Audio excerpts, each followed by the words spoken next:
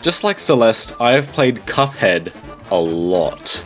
Switch, Xbox, other people's games, and now PC.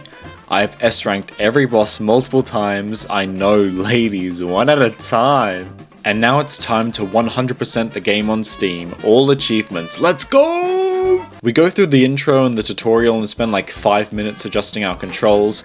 Now my only problem is that enter and dash are the same button, so we just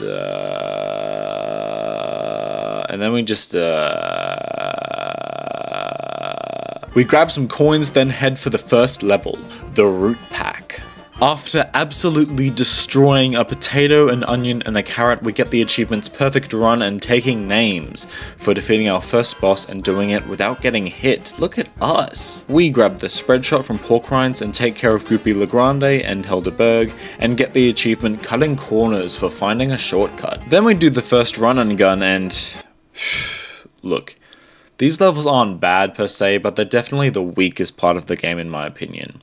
At least we got parry persistence for doing 20 parries. We grab the OP Smoke Dash and do the next run and gun and then defeat Ruby and Croaks. Free Miss Chalice from Certain Doom and get a super art. Then immediately take on Cagney Carnation and defeat him, netting us a walk in the park for defeating every boss in the first world, Sheriff for getting an A rank on all those bosses, and Porcelain Power for defeating a boss with a super art. We are on a roll! Say hi to Mr. King Dice, and then on to World 2. Okay, 7 achievements out of 42 is not at all bad for completing just the first world. But now it's time to kick it! We defeat the Genie Man and then... Baroness von Bonbon. The thing about Baron King von Bonbon is that I still struggle with her even though I've played this game a decent amount of times. I died like 3 times here and that might not sound like a lot, but it sure feels like it when I've got an S rank on this boss before. Anyway, we defeat her and get Ceramic Strike for defeating a boss with an EX move. Then we get some KFC, go to the next mausoleum in which we get Parry Performance for completing 100 parries, and get the next super art. Then we absolutely murk Pennywise and his stupid train and 2 run and guns. And here comes the most difficult boss in my opinion, Grim Matchstick. This guy is like King Von Bonbon but worse, because everything is moving at all times and the stupid crack shot kept hitting the bubbles, and I don't want to talk about it anymore, but at the very least we beat him and get a day at the fair and later sensation for defeating every boss in Inkwell 2 and defeating a boss with one of Pork Rind's DLC weapons. Okay, not bad. 4 achievements in this world is alright, and that's 11 out of 42, but let's keep it rolling. Walk to Mr. King Dice. Alright, take a breath with me. Inhale. Exhale. Speed round. Except I do it in one try, so I'm going to mispronounce everyone's name. Captain Brinnybeard, light work. Room Honeybottoms, light work. Dr. Cal's robot, light work. Miss Theatre, light work. Mausoleum we go and get Bouncing Ball for parrying 5 times before hitting the ground. We also get Magician Lord for getting all the supers in the game. This is marvelous. Wonder Woman, light work. Calamaria. I've been really trying, baby. And then 2 running guns. But we got a P rank on both of them in this world, and got coffers full for getting all the coins in the run and gun levels, so... Phantom Express was quite enjoyable, and we get a trip downtown once we fetch his soul. Now it's time for the big boys. We go to Mr. King Dice, but no hello unfortunately, because he lost a bet and he's a sore loser, so he tries to kill us. Naturally, we say it's not gambling when you know you're gonna win, and wallop him and his mindless minions. And like, I know I haven't talked much about the bosses in detail, but they are all amazing, and this one is just so satisfying. Especially with the final phase with all the parrying. We defeat him and get Casino Night and Rolling Sixes for some reason, because I most definitely did get hit, but maybe it's because my health was above 3? I don't know, if anyone has any ideas, please tell me, but I'm not complaining. Now it's time for the devil from the Bible, so he asks for us to hand over the contracts, and because we are so cooperative, we do just that and unlock selling out for giving in to the devil. Alright, bad ending over. Time to destroy this dude. Strangely enough, I've actually played this boss the most out of all the others because when I tried to S-rank it for the first time, the DLC wasn't out, so the OP character wasn't out, so it was much harder. But, as entertaining as this boss is, he's light work! And we get Swing You Sinner for defeating the devil. Cuphead and Mugman are heroes and everyone is happy, the end. Credits begin rolling and we get souls saved for completing the game on normal. Hooray! As of now, we have 20 out of 42 achievements, which means that after finishing the game once, we essentially have half of them, which is not too shabby. But naturally, there are still some interesting challenges to face. Now it's time to take a nice waltz through the delicious last course. Oh, a delicious last course. A delicious last course. Miss Chalice shows us that a cookie can make her alive again, but only temporarily, and that she needs to eat a Wonder Tart to be permanently with her pals. Chef Saltbaker says that he can make it, but only if ingredients are given to him by defeating bosses. So you know what that means.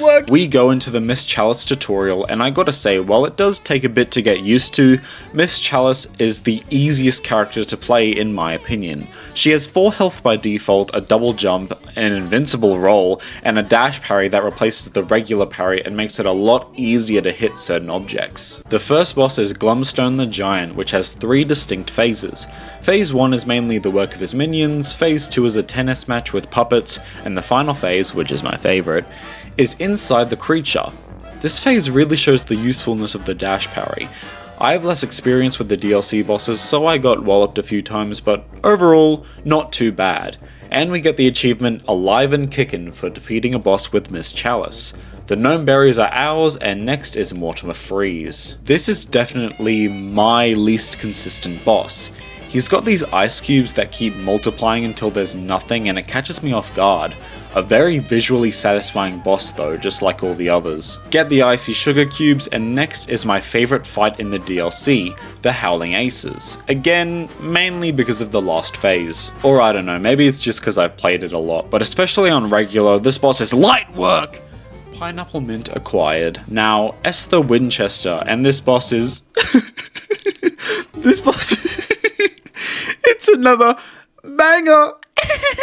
The first phase is great, but the ones after are just so good. And we just... we just spam her to get her to stop. Desert Limes retrieved, and lastly, Moonshine Mob. This used to be my least favorite boss in the DLC, but now I actually really like it. I don't know, I guess the first phase is kinda weak, but everything else is great. And also the fake knockout is actually pretty cool. Anyway, we defeat the snail and unlock a vacation in the wilds for defeating every boss in Inkwell Isle 4. Last ingredient done, and now we head back to the chef. What? What is this? He's evil! How could anyone have guessed that? This boss is awesome though. He uses all the ingredients against us and he's absolutely huge and menacing, so it is a fantastic final boss overall. Unfortunately, I died to his Salt Domain expansion, but then destroyed him the round after. Compliments to the chef and epilogue. 23 out of 42 achievements, and we're over halfway there. Whoa, living on a prayer. After going back to Inkwell Isle 1, we face the Root Pack on Expert with Miss Chalice and get put on a show for getting an S rank. P rank all the run and gun levels and get Pacifist. Clean up the rest of the bosses in Inkwell Isle 2 and get Boss. Defeat 10 bosses with Miss Chalice and get Decadent. Clean up the rest of Inkwell Isle 3 and get Mayor. And finish the Devil on Expert mode and get King. Now we have 29 achievements, and that was done pretty quickly, all things considered. We do some miscellaneous stuff like collecting the secret coins and listening to this banger. It's nice to rest your eyes and maybe go outside. Grab a book and get some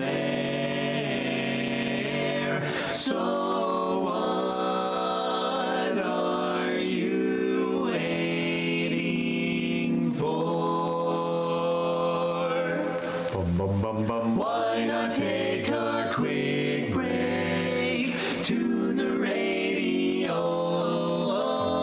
There's chores to do, there's leaves to rake. Strum the old banjo. You can practice your Lindy Hop. And maybe later sing with your barbershop. Why not take a little quick break and come back for more? Then come back for more. Please come back for more. S-rank the Howling Aces and get cooked to perfection, finish Ice Cream Man again and get Ranger, and now we have a part of the game I don't see people talk about enough.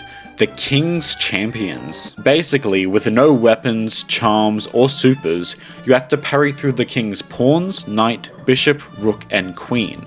It's a very nice change of pace from the regular game and a lot of fun.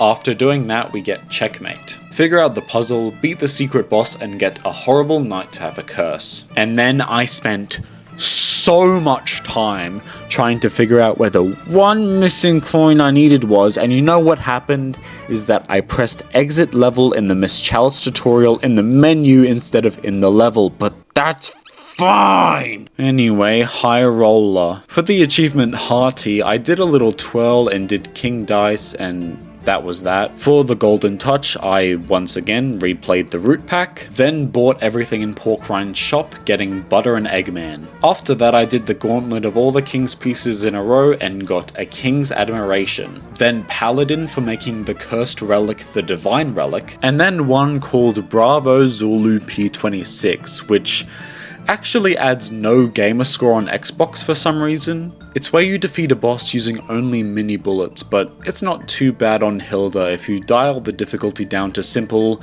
and are a little bit patient. Now we're on to our last two achievements. One of them is beating the game on Expert, and the next is defeating a boss in the DLC without killing the smaller enemies. There have been a lot of bosses in this game, so let's go over them with a little song I love that was made when I was 10. Beating the devil at its own game! Woohoo! Lastly, we bump the difficulty down to simple and mog this country cow thing.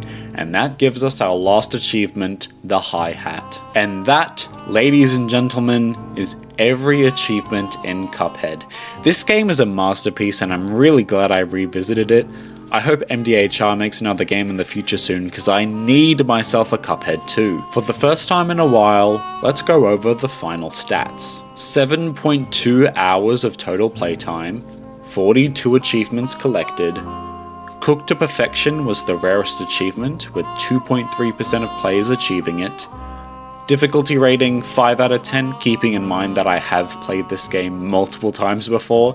And enjoyment 8.5 out of 10. Thank you all so much for watching, I hope you have a great day.